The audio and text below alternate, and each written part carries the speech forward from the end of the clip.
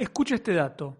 Pedro Sánchez e Irene Montero van a gastar 21.319 millones de euros en el Plan de Igualdad para España 2022 a 2025. Eso equivale a 76 veces los 280 millones que el gobierno va a destinar para ayudar a La Palma después de la catástrofe del volcán que han sufrido. Empezamos.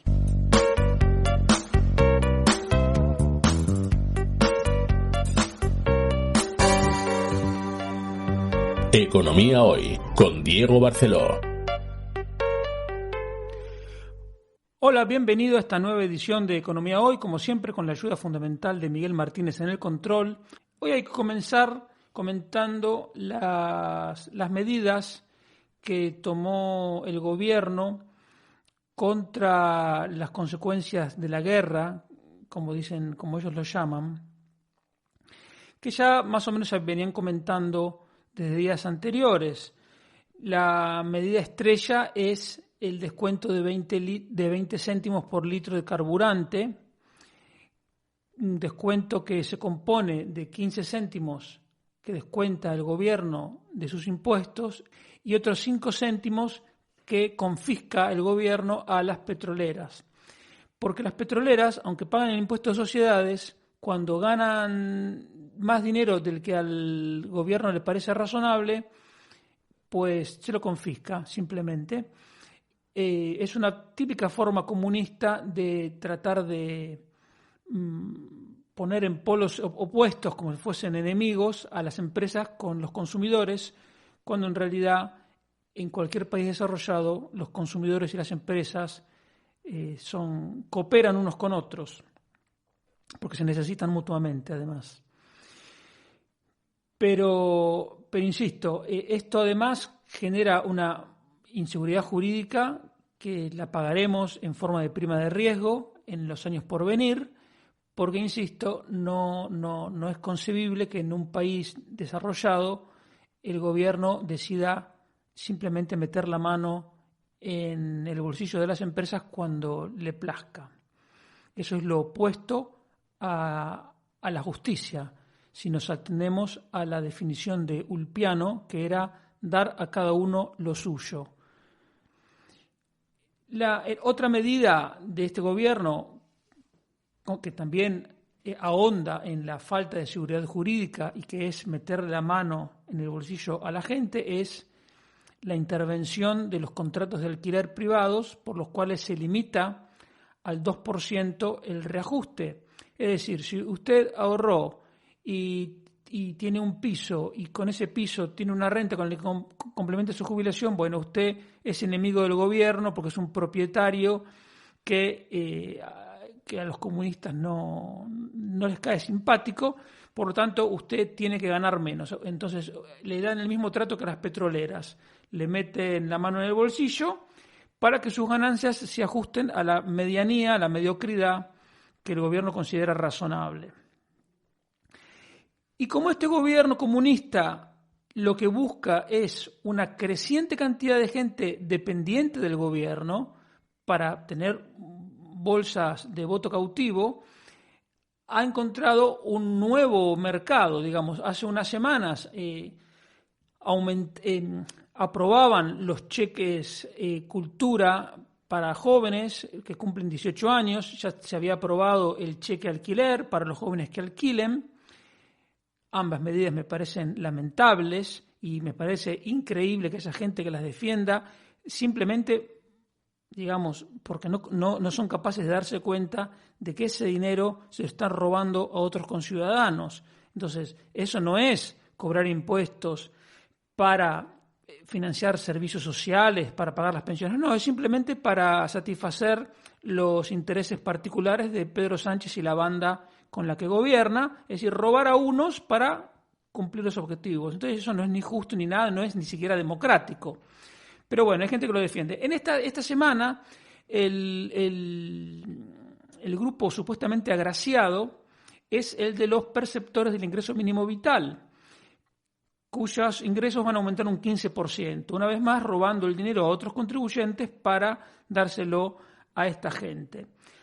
Es otra cosa que a mí me resulta increíble, que gente que supuestamente es liberal, conservadora o como la quieras llamar, de centro derecha, critica al gobierno porque el alcance del ingreso mínimo vital, es decir, los beneficiarios del ingreso mínimo vital, no son tantos como se había previsto. Yo creo que eso es exactamente lo mejor que hace Pedro Sánchez, porque lo único que falta es que encima cientos de miles de personas más estén cobrando el ingreso mínimo vital, porque sería más gente dependiente del Estado, cuando nosotros lo que queremos es gente independiente, gente que pueda perseguir sus fines vitales de la manera que más le guste por sus propios medios, no metiéndole la mano a los bolsillos a sus conciudadanos. Por supuesto que hay, siempre digo lo mismo, hay algunos grupos puntuales que sí merecen una ayuda, los niños huérfanos, la gente con enfermedades raras, ancianos solos,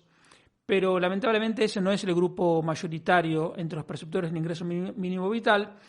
Y en cualquier caso, a la gente que esté, digamos, que tenga posibilidad física y mental de trabajar, cualquier ayuda debería ser solo temporal, porque, insisto, los recursos no crecen como las plantas y cualquier recurso que alguien obtenga sin trabajar es porque se lo quitaron a la gente que trabaja. Otro de los puntos de estas medidas es la extensión de las rebajas fiscales en el recibo eléctrico. Eso me parece razonable, pero te repito, esto es algo solamente temporal porque a este gobierno le encanta cobrar impuestos.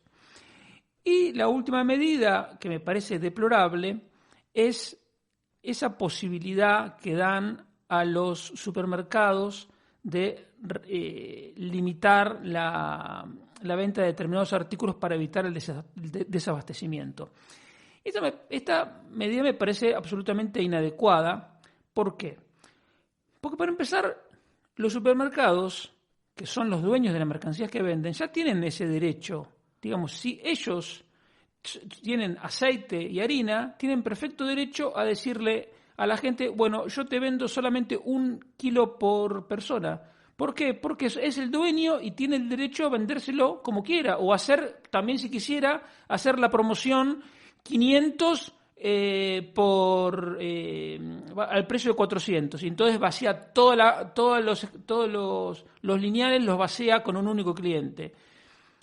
¿Quién es el gobierno para decirle a los supermercados en qué cantidades y cómo tiene que vender la mercancía a sus clientes? Si el supermercado se lo quiere vender todo a 10 clientes, se lo vende a todo. Y si lo quiere racionar, lo raciona. Pero el gobierno no tiene nada que opinar.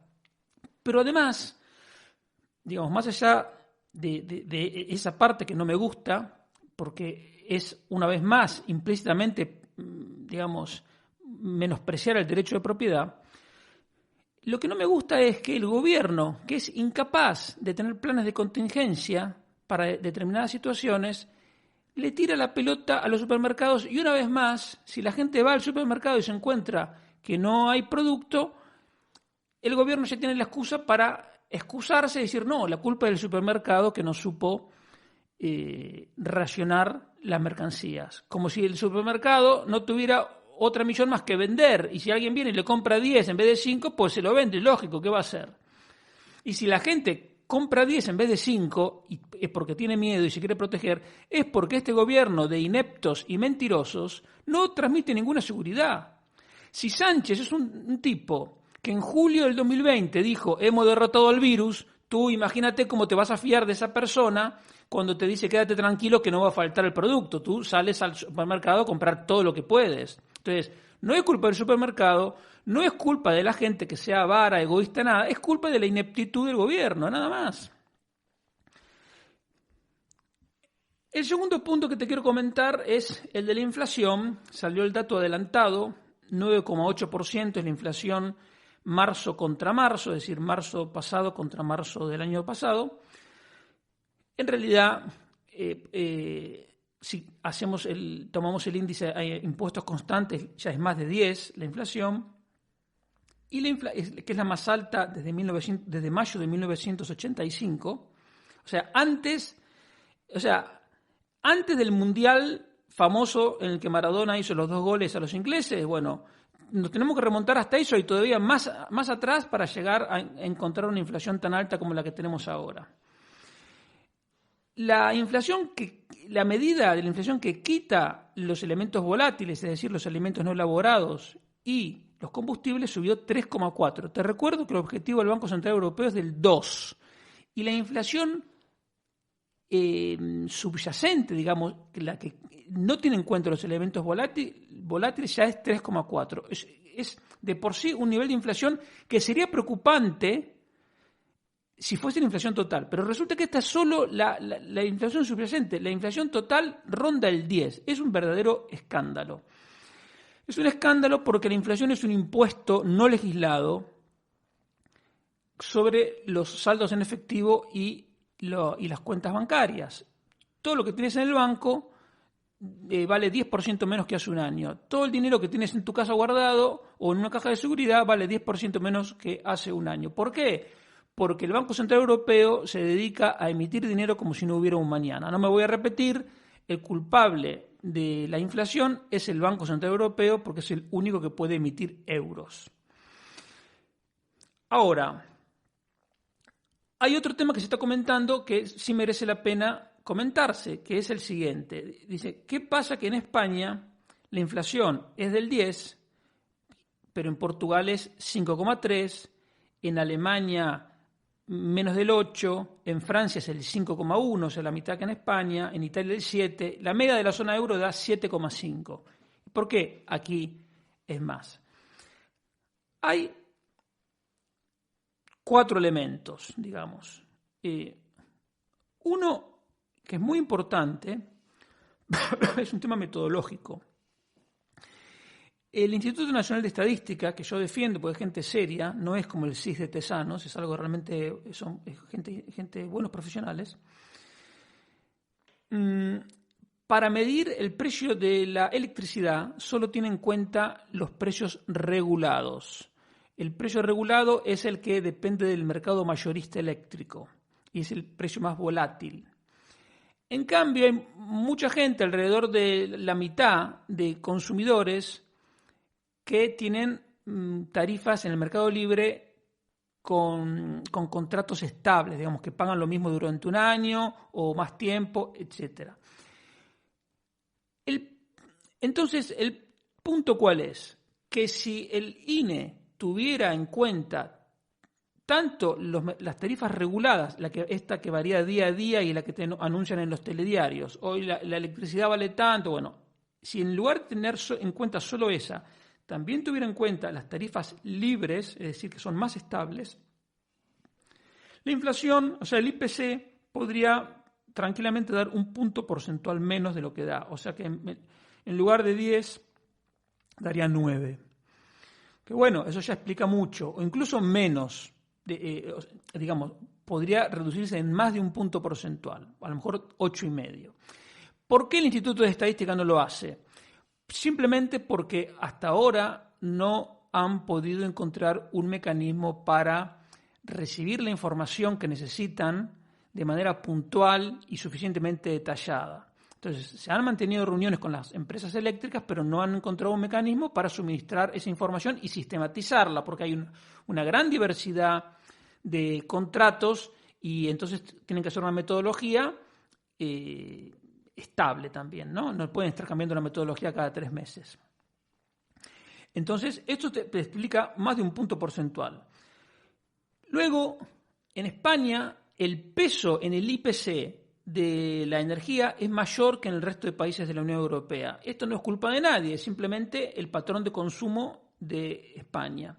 En parte porque es un país menos desarrollado que los más avanzados. El día que seamos tan desarrollados como Finlandia o Alemania, seguramente gastaremos proporcionalmente más en otras cosas. Pero la realidad es la que es y esto tampoco es culpa de nadie. Bueno, en parte es culpa del socialismo que impregna a nuestra clase dirigente, por lo cual la fuerza creativa y productiva de los españoles es reprimida y entonces no se puede crear tanta riqueza como se podría. Entonces, pero digamos, no, quiero decir, cuando digo que no es culpa de nadie, es que no es culpa de ahora de corto plazo, es un tema, es así, estructural. Y además hay otro tema, que en el resto de países europeos los combustibles también tienen impuestos, pero aquí en España tienen dos tipos de impuestos. Por un lado tienen los impuestos especiales, que son una cantidad fija cada 1.000 litros. Entonces se aplica a cada litro la parte proporcional. Bien. Cuando el precio de la gasolina sube, imagínate que el impuesto es 1 euro. No, vamos a hacer otra cifra. Imagínate que la gasolina cuesta 1 euro y el impuesto son 10 céntimos. Entonces esos 10 céntimos son el 10% del precio bruto, digamos, de la gasolina. Ahora la gasolina se va a 2 euros. Si se va a 2 euros, los 10 céntimos de impuesto van a seguir siendo iguales. Por lo tanto, esos 10 céntimos de impuesto pasan a ser el 5%. Eran el 10 proporcionalmente y ahora son el 5%. En la mayoría de países europeos predomina este tipo de imposición sobre los combustibles. Por lo tanto, cuando aumenta el precio de los combustibles, el precio final no se ve tan afectado como en el caso de España, que además de esos impuestos, que son los impuestos especiales, tiene el IVA. Y el IVA sí sube junto con el precio porque es el 21%. Entonces, como en España se grava a los combustibles proporcionalmente más que en el resto de Europa por un impuesto proporcional como es el IVA, impacta también cuando sube el precio de la gasolina, sube más que otros países. Esto hasta ahora no había sido un problema especial. Lo que pasa es que pocas veces en la historia sube el petróleo tan rápido como en esta oportunidad. Quiero decir, cuando el precio del petróleo baje y esto se normalice, la inflación en España bajará más deprisa que en el resto de países europeos. O sea, no es que estamos haciendo esto especialmente mal. Es algo que hacemos, digamos, podemos considerar normal, pero que en esta situación particular nos genera un problema añadido. Entonces, esos son los 3 factores fundamentales. Pero hay un elemento adicional que agrava eso y es el gobierno de Pedro Sánchez. Porque tú te puedes preguntar, ¿qué puede hacer el gobierno para moderar la inflación? Entonces, si partes de la base de que la inflación es un fenómeno monetario, uno dice, bueno, el gobierno puede hacer poco porque haga lo que haga el gobierno, el Banco Central Europeo sigue emitiendo dinero como si no hubiera un mañana. Y eso, hasta ahí, es verdad. Pero resulta que el gobierno sí puede hacer otras cosas, que aunque no arreglen ese fondo, sí podrían solucionar de alguna manera el impacto sobre la inflación. Bajar los impuestos, como lo que está haciendo Pedro Sánchez de manera temporal sobre el recibo eléctrico y ahora sobre los combustibles, ayuda en el corto plazo, pero es un parche. ¿Por qué? Porque la inflación es un aumento continuo de los precios. Entonces, ahora Sánchez baja 20 céntimos la gasolina. Pero si el petróleo sigue subiendo, esa rebaja queda en nada. Entonces, no se puede tampoco bajar impuestos de manera continua para mantener esa inflación. Digamos, no es un camino viable. Entonces, una vez más, ¿qué puede hacer el gobierno? ¿Qué podría hacer el gobierno para para moderar la inflación? Lo primero es bajar el gasto público, porque este gobierno gasta sistemáticamente más que lo que aumenta el PIB. Entonces, eso genera una presión en la demanda que cuando tira la presión, cuando la demanda tira, pues suben los precios. Eso es así. Ley de oferta y demanda. Lo que hace permanentemente este gobierno, por su querencia, por las ideas keynesianas, ideas equivocadas, pero que son las que impregnan este gobierno, en el mejor de los casos, porque en el peor ya sabemos que son marxistas-leninistas, esa querencia, como digo, por el activismo de demanda, tira los precios para arriba. Entonces, lo primero que podría hacer es recortar el gasto público y como mínimo moderar el aumento del gasto público para que no suba más que el PIB. Segundo, hacer que las pensiones vuelvan a ajustarse con la fórmula anterior, que era la fórmula posible, era una fórmula muy sensata que tenía en cuenta el déficit del sistema, tenía en cuenta el estado actual y futuro del sistema de pensiones y que garantizaba un aumento mínimo del 0,25%, pero que garantizaba un aumento máximo de IPC más 0,5%. O sea, era una fórmula que incluso contemplaba la posibilidad de revalorizaciones reales, es decir, por encima de la inflación de las pensiones, pero claro, mientras la realidad lo permitiera. Entonces, esto que hace Sánchez de aumentar las pensiones por la inflación no solo está fuera de la realidad porque el país está quebrado, sino que además tiene un impacto negativo en la inflación porque es otra forma de alentar la demanda. Luego, otra cosa que debería hacer el gobierno es alentar la producción. Digamos, si los precios se fijan por la interacción de oferta y demanda, y te estoy diciendo que cuando sube la demanda los precios tienden a subir, otra cosa que puede hacer el gobierno es intentar de aumentar la oferta, porque cuando aumenta la oferta, los precios tienden a bajar. ¿Y eso cómo se puede fomentar la producción? El método que no me cansaré de repetir es el de bajar el impuesto de sociedades, porque si tú bajas el impuesto de sociedades, mejora la rentabilidad de todos los proyectos de inversión. Tú le dices a los inversores, inviertan en España porque es negocio. Entonces se lanzarían a invertir y uno invierte para producir y entonces si aumenta la producción, los precios tenderían a bajar. Y esto también se podría hacer, por ejemplo, levantando las prohibiciones. Es increíble, pero en España hay prohibiciones a invertir. Tú quieres hacer un hotel en Barcelona y no puedes, está prohibido. Tú quieres explotar el gas que hay en España con el método del fracking y no puedes, por una ley de la religión climática que se aprobó con este gobierno, que también, entre otros, votó Ciudadanos. ¿Tú te imaginas?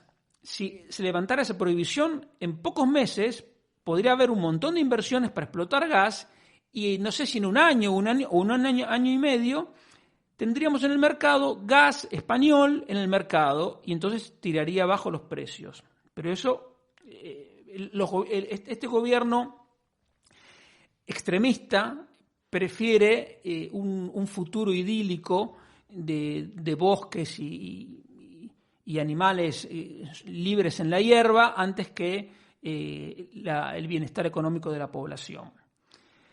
Y también se podría alentar la competencia.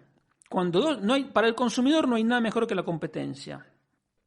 Por ejemplo, sigue habiendo limitaciones a los horarios comerciales, sigue habiendo limitaciones para la apertura de farmacias, sigue habiendo restricciones para la oferta de servicios profesionales. Todo eso habría que liberalizarlo para que haya más competencia y entonces eso también repercutiría en la reducción de los precios. ¿Por qué? Porque siempre que la competencia es menor de la que podría ser, quiere decir que los márgenes comerciales son mayores de los que serían en una situación de competencia. Entonces, este gobierno que se dice que está con la gente, que no quiere dejar a nadie atrás, bueno, pues está dejando a muchos atrás porque está obligando a la gente a pagar servicios profesionales y otras cosas más de lo que podría si hubiera libre competencia. Y, por supuesto, lo que no estoy en absoluto de acuerdo es lo que se propone de un pacto de rentas, es decir, un acuerdo entre los sindicalistas de las mariscadas, la patronal y el gobierno para limitar los salarios, los márgenes comerciales y las pensiones. Y yo no estoy de acuerdo porque primero el gobierno lo que hizo fue embarrar la cancha, porque tú no puedes pretender sentarte a negociar los salarios después de haber aumentado el salario mínimo un 53% en los últimos años. No puedes sentarte a pedir un pacto de rentas cuando tú ya has cometido la irresponsabilidad de decir que las pensiones se van a ajustar por el IPC. Entonces, eso que he escuchado en algunos lugares, que decir, algunos lugares, que lo dijo el gobernador del Banco de España, que ya lo comentamos aquí, acerca de que todos tenemos que poner el hombro y que vamos a perder. No. Acá el que tiene que perder es el gobierno, que gaste menos, que deje de gastar empezando por los planes de igualdad y por los bonos alquiler, el cheque para los chavales que cumplen 18 y todo todos los gastos destinados a la compra de votos. Y a la gente que le dejen arreglar su salario con sus jefes y ya está. Japón es un país que tuvo inflación en los años 70 y redujo la inflación y es un país súper estable y nunca tuvo un control ni de precios ni de salario. Simplemente hizo lo que hay que hacer, es reducir la cantidad de dinero, es moderar el crecimiento de la cantidad de dinero. Entonces, como eso está más allá de lo que puede hacer el gobierno, aunque podría protestar y no protesta, sí, como te digo, el gobierno podría hacer todas estas otras cosas para intentar moderar la inflación. Y, por supuesto, que lo que tenemos que hacer para que el gobierno esté de nuestro lado, es decir, que también se vea perjudicado por la inflación, sería que los mínimos exentos y los tramos del IRPF se ajustaran por la inflación. Entonces, eso haría que el gobierno, en lugar de ganar, perdería por la inflación. Y de esa manera, al menos se preocuparía más por el tema. Pero como ahora, digamos, los que más pierden somos nosotros, y el gobierno está en otro canal en este tema. Y finalmente y brevemente, te quería comentar las cifras de déficit fiscal de 2021 que acaban de salir. Este gobierno es ruinoso y estas cifras lo demuestran. El año pasado gastó 82.000 millones de euros más de los que ingresó.